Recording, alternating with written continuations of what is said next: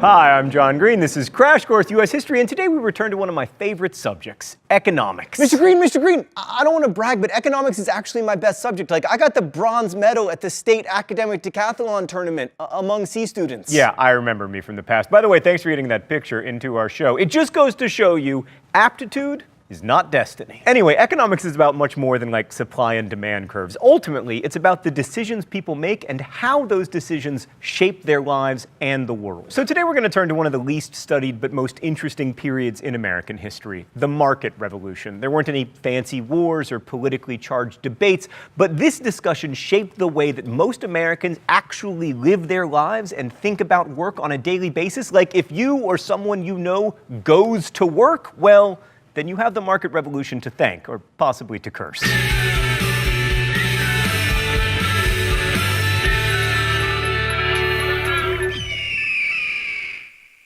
The market revolution, like the Industrial Revolution, was more of a process than an event. It happened in the first half of the 19th century, basically the period before the Civil War. This was the so-called era of good feelings, because between 1812 and 1836, there was really only one political party, making American politics, much less contentious, also more boring. The market revolution saw many Americans move away from producing stuff largely for themselves on independent farms, that Jeffersonian ideal, and toward producing goods for sale to others, often others who were very far away, with prices set by competition with other producers. This was closer to Hamilton's American dream. In the end, buddy, you didn't get to be president, but you did win. In many ways, this was the beginning of the modern commercial industrial economy, not just in the United States, but in the world. The first thing that enabled this massive economic shift was new technology, specifically in transportation and communication. Like in the 18th century, it was very difficult to bring goods to markets, and that meant that markets were local and small. Most trade was overland, and transporting goods 30 miles overland in the United States literally cost as much as shipping them to England. So to get something from Cincinnati to New York, for instance, the most efficient way was to go down the Mississippi River, through the Gulf of Mexico, around Florida, and then up the Atlantic coast, which took 3 months. But that was still less time and less money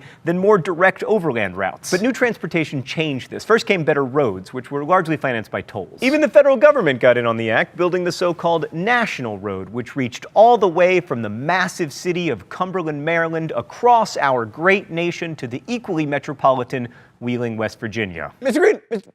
Green. I know me from the past. West Virginia did not yet exist. Shut up! More important than roads were canals, which made transport much cheaper and more efficient, and which wouldn't have been possible without the steamboat. Robert Fulton's steamboat Claremont first sailed from New York to Albany in 1807, demonstrating the potential of steam-powered commerce, and by 1811, there were steamboats on the Mississippi. The introduction of steamboats set off a mania for canal building. Between 1800 and the Depression of 1837, which put a halt to most construction, more than 3,000 miles of canals were built. And no state was more instrumental in the canal boom than New York, which in 1825 completed the 363-mile-long Erie Canal linking the Great Lakes with the Hudson River, which made New York the nation's premier port. Other cities like Buffalo, Rochester, and Syracuse grew up along the canal, so much so that Nathaniel Hawthorne once said that canal is like fertilizer, causing cities to spring up alongside it. That's such a good simile, Nathaniel Hawthorne. It's almost like the United States didn't have any good writers until Mark Twain, but we need to read somebody from the early 19th century, so I guess it's you. But from a long-term perspective, the most important new transportation?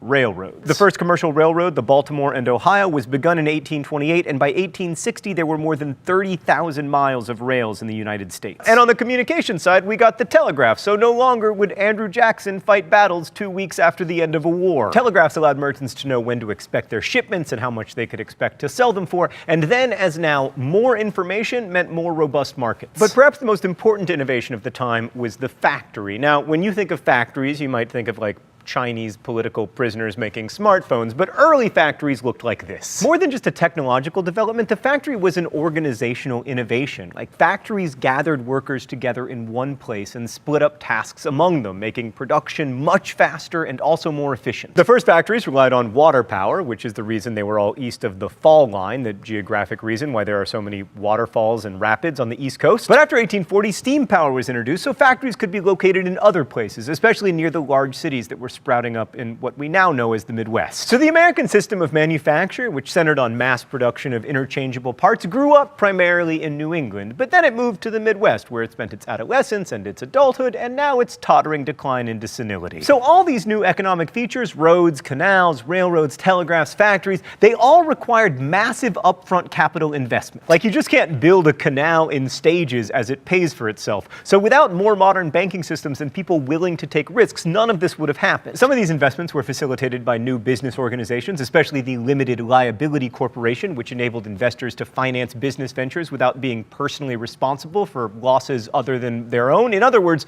corporations can fail without, like, ruining their stockholders and directors. People don't always like that, by the way, but it's been very good for economic growth in the last 180 years or so. So having angered a bunch of people by talking about the important role that big businesses played in growing the American economy in the 19th century, I will now anger the rest of you by talking about the important role that the state played. In the 1830s, states began passing general incorporation laws, which made it easier to create corporations, and the Supreme Court upheld them and protected them from further interference in cases like Gibbons versus Ogden, which struck down a monopoly that New York had granted to one steamboat company, and the Charles River Bridge case, which said that building a second bridge over the Charles River did not infringe upon the charter of the first bridge. In both those cases, the court was using its power to encourage competition. And this brings up something really important about the growth of American capitalism.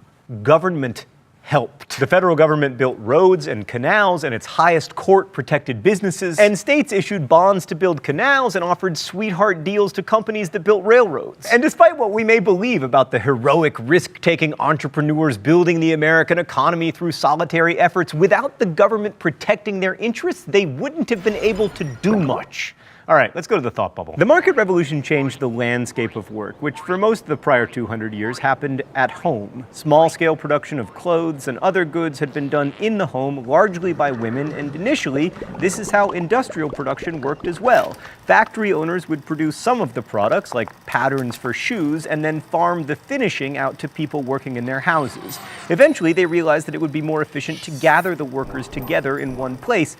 Although the older putting out system continued in some industries, especially in big cities, after the market revolution, more and more Americans went to work instead of working from home. The market revolution also changed the way we imagined work and leisure time. Like, on farms, the seasons and hours of daylight regulated the time for work, but in factories, work is regulated by the clock, which, by the way, was one of the first products to be manufactured using the American system of manufacturing. Railroads and shipping timetables further required the standardization of time. Factories also made it possible for more people to do industrial work. At first, this meant women. The workers in the early textile mills at Lowell, Massachusetts, for instance, were primarily young New England farm girls who worked for a few years in the mills before returning home to get married. Women were cheaper to employ because it was assumed that they would not be a family's sole breadwinner. At least this was the excuse for not paying them more at the time. I can't remember what excuse we have now, but I'm sure it's a great one. Anyway, all of this meant that the nature of work had changed. In colonial America, artisans worked for what they called their price, which was linked to what they produced. In a factory, however, workers were paid a wage according to the number of hours they worked, regardless of how much they produced. This may not sound like a big deal, but working for wages with one's livelihood defined by a clock and the whims of an employer was a huge change, and it undermined the idea of freedom that was supposedly the basis of America. Thomas Jefferson had worried that men working in factories dependent upon their employers were inherently unfree, and that this would make them unfit to be proper American citizens.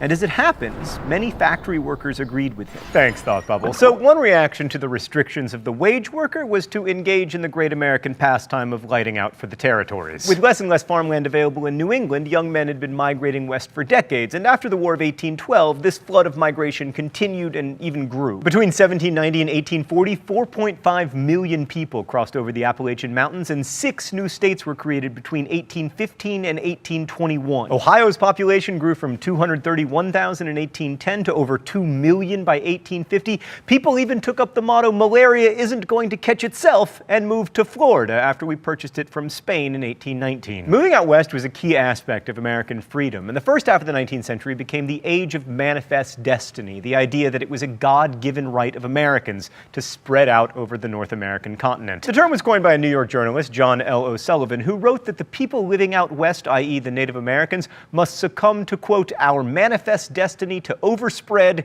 and to possess the whole of the continent which Providence has given us for the development of the great experiment in liberty. Stan, he actually wrote overspread. One thing I love about Providence is it has like a 100% rate of give a thing unto us and take a thing away from them. One of the results of this migration was that it was really difficult for factory owners to find men who could work in their factories. First, they looked to Yankee women to fill the factories, but increasingly, those jobs were filled by immigrants. Fortunately, the US had lots of immigrants, like the more than 1 million Irish people who came here fleeing poverty, especially after the potato famine of 1845 to 1851. Lastly, let's turn to the intellectual responses to the market revolution. Oh, it's time for the mystery document?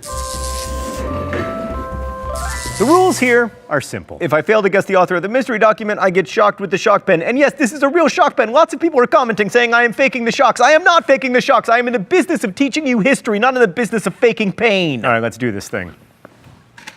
They do not yet see, and thousands of young men as hopeful now crowding to the barriers of the career do not yet see, that if the single man plant himself indomitably on his instincts and there abide, the huge world will come round to him. Patience. Patience with the shades of all the good and great for company, and for solace the perspectives of your own infinite life, and for work the study and the communication of principles, the making those instincts prevalent, the conversion of the world. Is it not the chief disgrace in the world not to be a unit, not to be reckoned one character, not to yield that peculiar fruit which each man was created to bear, but to be, oh God, Stan, I can't bear it anymore. It's Emerson. It's definitely Emerson. It is unreadably Emerson. Indeed, the most linguistically convoluted of the transcendentalists, which is really saying something. Anyway, I don't get punished, but I did kind of get half punished because I had to read that. The transcendentalists, like Margaret Fuller, Henry David Thoreau, Walt Whitman,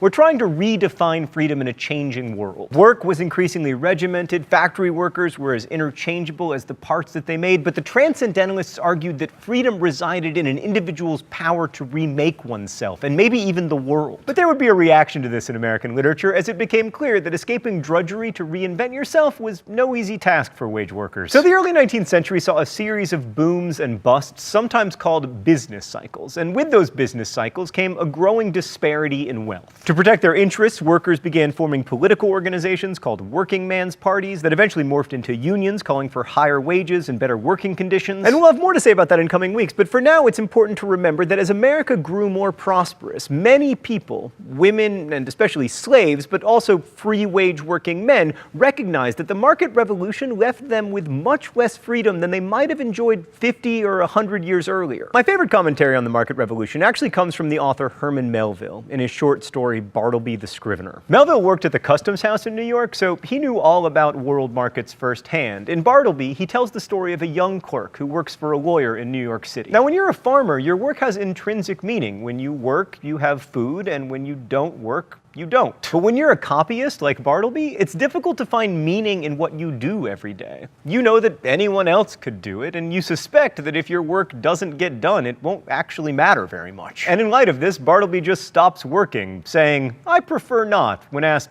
well, pretty much anything. Seeing his boss and society's reaction to someone who simply doesn't buy into the market economy is comic and then ultimately tragic, and it tells us a lot about the market revolution beyond the famous people and inventions and heroic individualism. Now, most people read Bartleby as an existentialist narrative, and it definitely is that, but for me, the story's subtitle proves that it's also about the market economy. The full title of the story is Bartleby the Scrivener, a story of Wall Street. I'll see you next week. Crash Course is produced and directed by Stan Muller. The script supervisor is Meredith Danko. Our associate producer is Danica Johnson. The show is written by my high school history teacher, Raoul Meyer, and myself, and our graphics team is Thought Cafe. If you have questions about today's video, please ask them in comments, where they'll be answered by our team of historians. Also, suggest Libertage captions. Thanks for watching Crash Course World History. If you enjoy Crash Course, make sure you're subscribed, and as we say in my hometown, don't forget to be awesome. Just kidding. Thanks for watching Crash Course U.S. History, DFTBA.